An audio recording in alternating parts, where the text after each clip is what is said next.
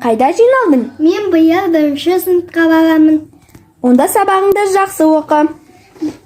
Жарайды. Қиындықтан өтуге, армандарға жетуге, білім алам ерінбей, еліме қызмет етуге. Біз мектепке